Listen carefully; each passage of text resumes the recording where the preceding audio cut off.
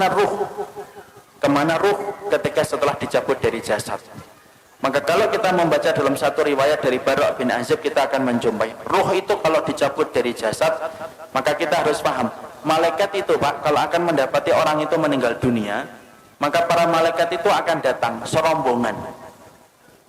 Kemudian dalam satu riwayat hadis, Rasulullah itu berkata ketika beliau itu bersandar ke tongkat, maka beliau mengatakan istaidu min adzabil qabr, berlindunglah kalian dari azab kubur. Diulang-ulang oleh Nabi sampai 3 kali. Kemudian Nabi mengatakan idza kana al-mu'min fi inqita'i minad dunya wa iqbalu minal akhirah. Seorang mukmin itu kalau akan meninggalkan dunia dan datang dalam urusan akhirat, nazala ilaihi malaikatun minal malaikah. Maka akan datang serombongan para malaikat-malaikat. Kalau yang didatangi itu adalah orang yang beriman, yang datang malaikatur rahmah bersama dengan malaikat maut. Malaikat yang mencabut nyawa, penamaan yang benar bukan malaikat Israel, tapi penamaan yang benar itu malaikat maut.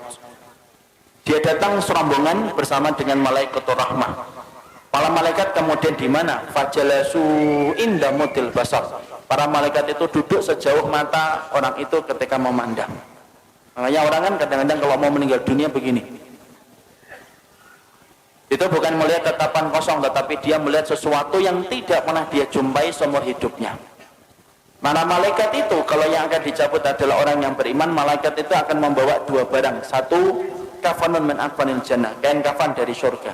2, hanutun min khunutil miski, dan yang kedua itu akan membawa minyak wangi yang diambil dari surga.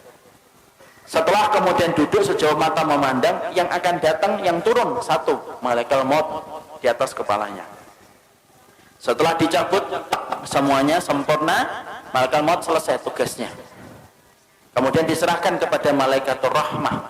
Kalau dia orang yang beriman, dibalut sama kemudian kain kafan yang diambilkan dari surga, diberikan minyak wangi dari surga. Itu loh Pak, masalah pakaian itu saking pentingnya. Ruh itu aja masih dikasih pakaian.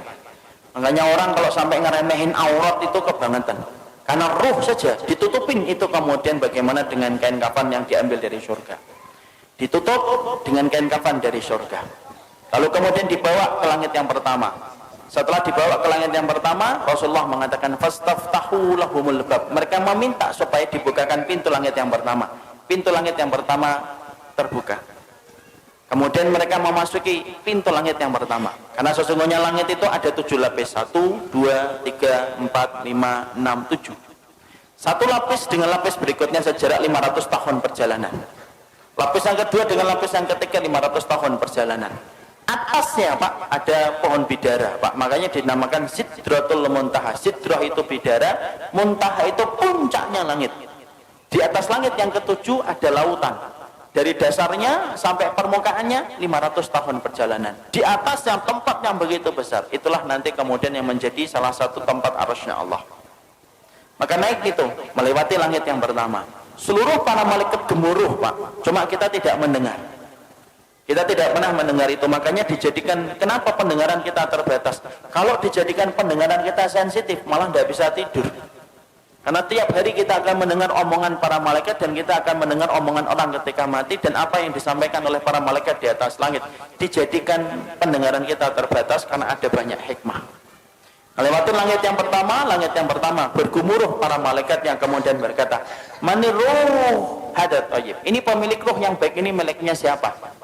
Hadza fulan bin fulanan. Ini disebutkan namanya yang terbaik yang dia pernah miliki ketika di dunia. Seluruh malaikat menyambutnya. Naik ke langit yang kedua, minta dibukakan pintu langit yang kedua, dibukakan. Terus sampai akhirnya menembus langit yang ketujuh. Ketika meminta untuk dibukakan pada langit yang ketujuh, maka Allah berfirman, sesungguhnya aku menciptakan dia dari tanah. Aiduhu ilal ardi. Kembalikan dia ke bumi, maka disitulah aku menciptakan, dan disitulah kemudian aku akan membangkitkan kedua kalinya.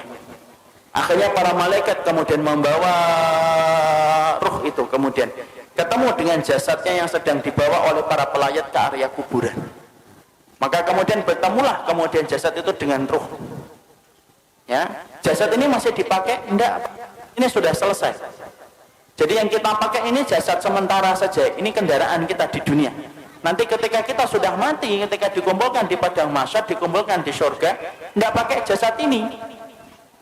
Jadi jangan khawatir yang tiba-tiba kemudian kok saya hidungnya gini, tenang, sampai mati doang. Nanti kalau sudah mati diganti hidungnya sama Allah. Karena nanti kalau kita sudah mati, nanti kita akan dikumpulkan di surga. Fisik kita itu sudah beda dengan fisik di dunia. Makanya fisik kita nanti kalau masuk surga sebagaimana fisiknya Nabi Adam, tingginya 60 hasta, sekitar 30-40 meter. Maka ketika jasad itu dibawa ke liang kubur, sempat diketemukan dengan roh sebentar. Tapi saat itu jasad sudah tidak ada faedahnya. Kemudian ketika sudah ketemu kembali di area kuburnya, dia sempat mendengar suara terompah terakhir pelayat ketika keluar dari kuburan.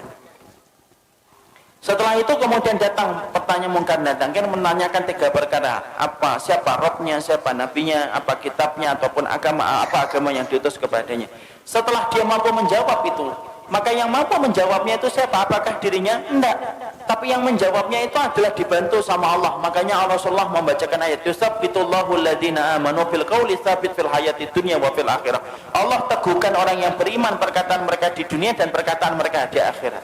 Makanya mereka lah yang bisa mengatakan Rabbku adalah Allah, Muhammad adalah Rasulku, dan Al-Quran itu adalah kitab suciku, dan Islam adalah agamaku. Allah yang menggerakkan di atas langit.